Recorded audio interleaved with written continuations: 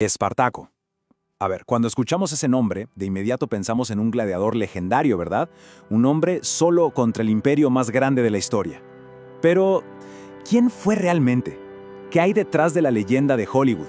Bueno, hoy vamos a separar la ficción de la realidad, que es, créanme, mucho más fascinante y brutal. Claro, la cultura popular, las películas, nos lo venden como un revolucionario, casi un superhéroe con la misión de acabar con la esclavitud. Pero los registros romanos cuentan otra historia.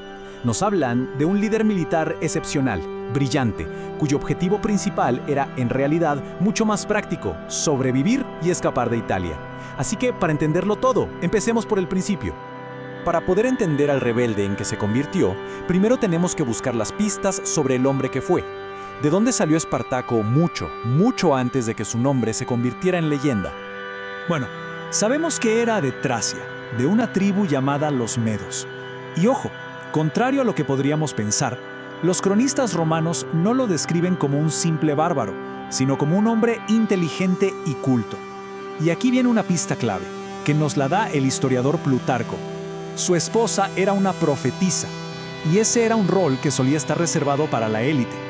Esto nos sugiere que Espartaco probablemente venía de una familia noble. Pero su vida da un giro terrible cuando lo obligan a servir en el ejército romano.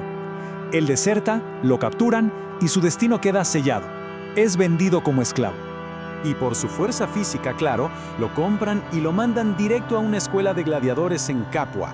Allí lo entrenan para ser un murmillo, que peleaba con una espada corta y un escudo grande. ¡Qué ironía!, ¿no? El mismo entrenamiento que Roma le dio para que muriera en la arena se convertiría en la clave de su genio militar. Y es justo aquí, en una humilde escuela de gladiadores en Capua, donde la leyenda realmente comienza. Este lugar se convierte en el epicentro de un terremoto que iba a sacudir los cimientos de Roma. Estamos en el año 73 a.C. Espartaco y unos 70 de sus compañeros planean una fuga masiva. Y sus primeras armas no eran espadas ni lanzas, eran cuchillos, brochetas, lo que encontraron en la cocina. A pesar de tener todo en contra, lograron lo imposible: abrirse paso hacia la libertad. Ya libres, se refugian en el monte Vesubio, donde enfrentan su primera prueba militar. Una fuerza romana de 3.000 hombres les bloquea la única salida. Creen que los tienen atrapados. Pero aquí, por primera vez, vemos el genio táctico de Espartaco. Sus hombres tejen cuerdas con las vides de la montaña y descienden por un acantilado que los romanos ni siquiera vigilaban porque lo creían imposible de escalar. Lanzan un ataque sorpresa por la retaguardia y aniquilan a la legión. Una jugada maestra. Esa victoria en el Vesubio fue mucho más que una batalla ganada. Fue una declaración de intenciones. La noticia corrió como pólvora, y lo que era una pequeña banda de fugitivos estaba a punto de convertirse en la peor pesadilla de Roma: un ejército de esclavos. Todo, absolutamente todo, comenzó con este número. Apenas 70 hombres, casi todos gladiadores, que lo arriesgaron todo por una mínima oportunidad de ser libres. Pero miren cómo cambia la cosa. De esos 70, y después de varias victorias y un invierno reclutando gente, la cifra se dispara a un número increíble: 70.000 personas. Y en su punto más alto se estima que llegaron a ser 120.000 almas. Esto ya no era una revuelta, era prácticamente una nación en movimiento y para Roma una amenaza existencial. Pero, ¿quiénes formaban este ejército? No solo eran esclavos.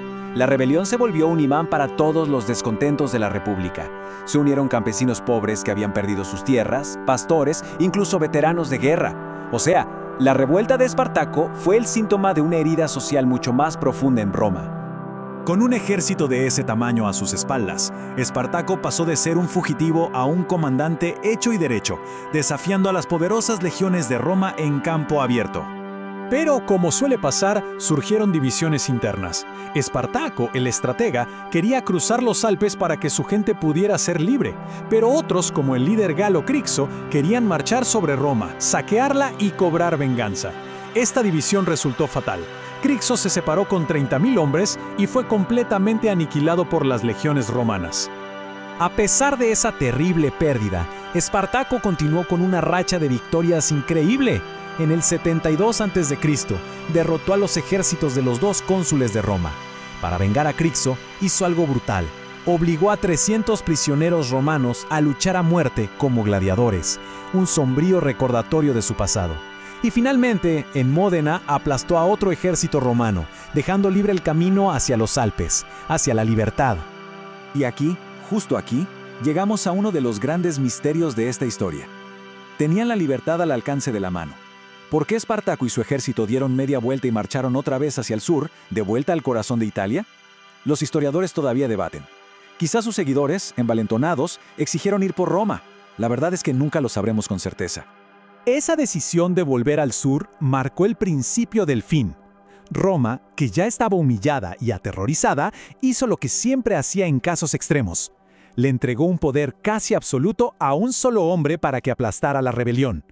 Su nombre era Marco Licinio Craso, el hombre más rico de Roma. Craso, que era un general muy astuto, acorraló al ejército de Espartaco en la punta de la bota de Italia. Espartaco hizo un trato desesperado con unos piratas para que los cruzaran a Sicilia, pero lo traicionaron. Los piratas tomaron el pago y simplemente se fueron, dejándolos completamente atrapados. Justo antes de la batalla final, Plutarco cuenta un momento legendario. Cuando le trajeron su caballo, Espartaco sacó la espada y lo mató ahí mismo, diciendo: «Si gano, tendré muchos caballos de los enemigos. Si pierdo, no necesitaré ninguno». El mensaje era clarísimo. Él iba a luchar y a morir a pie, en el barro junto a sus soldados. La batalla del río Silario fue, simplemente, una masacre. Las disciplinadas legiones de Craso finalmente se impusieron. Se calcula que unos 60.000 rebeldes fueron abatidos en el campo de batalla.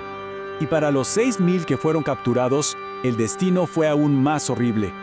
Craso los crucificó a todos a lo largo de la Vía Apia, el camino que va desde Capua hasta Roma.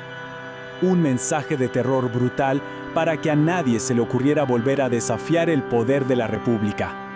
¿Y qué pasó con Espartaco? Bueno, todas las fuentes romanas coinciden en lo mismo. Murió como un valiente, peleando en primera línea hasta su último aliento. Pero su cuerpo nunca fue encontrado. Y este misterio final es, quizás, lo que permitió que su leyenda empezara a crecer. Entonces, al final de todo, ¿cómo lo recordamos? Aunque su rebelión fue aplastada de forma brutal, la historia de Espartaco sobrevivió. Su nombre se convirtió en inspiración para incontables levantamientos y movimientos por la libertad. Y eso nos deja con una pregunta final. ¿Fue simplemente un rebelde que fracasó o se convirtió en algo mucho más grande, en un símbolo atemporal de la lucha por la dignidad humana?